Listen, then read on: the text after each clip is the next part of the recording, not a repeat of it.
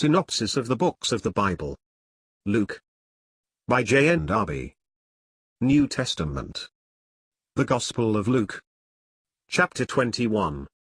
The character of Luke's Gospel displayed, the present period and its end indicated.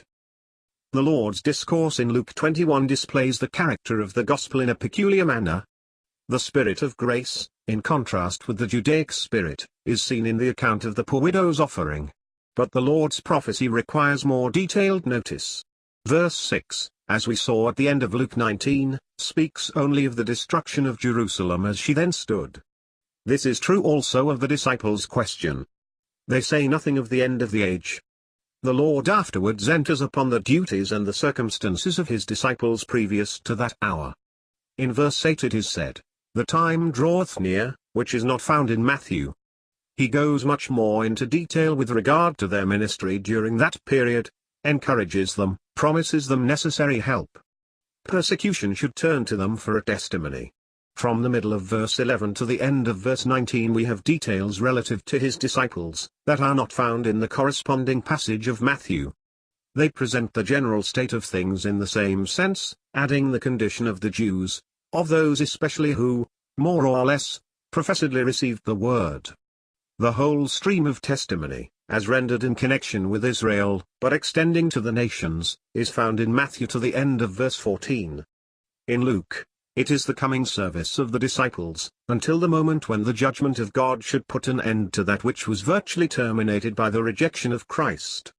Consequently, the Lord says nothing in verse 20 of the abomination of desolation spoken of by Daniel, but gives the fact of the siege of Jerusalem, and its then approaching desolation, not the end of the age, as in Matthew.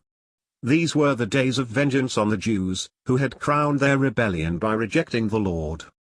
Therefore Jerusalem should be trodden down by the Gentiles until the times of the Gentiles were fulfilled, that is, the times destined to the sovereignty of the Gentile empires according to the counsel of God revealed in the prophecies of Daniel. This is the period in which we now live. There is a break here in the discourse.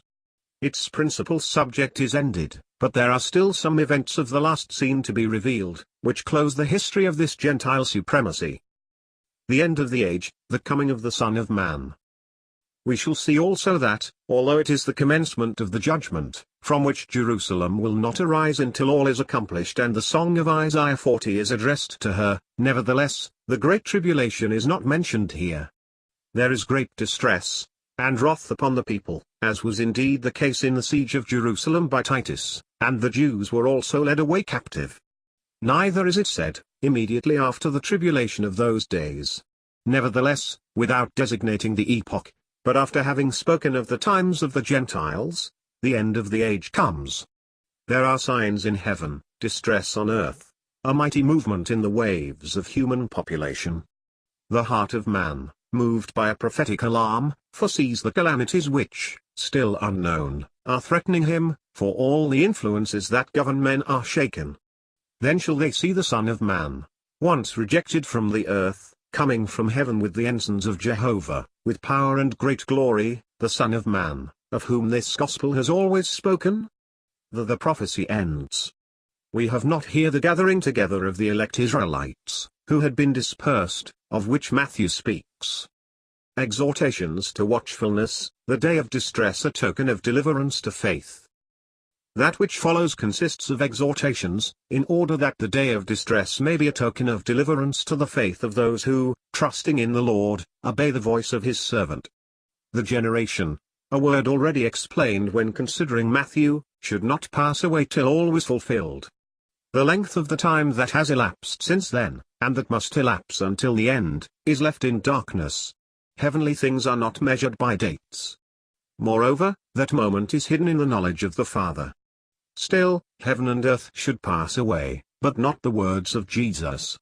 He then tells them that, as dwelling on earth, they must be watchful, lest their own hearts should be overcharged with things that would sink them into this world, in the midst of which they were to be witnesses.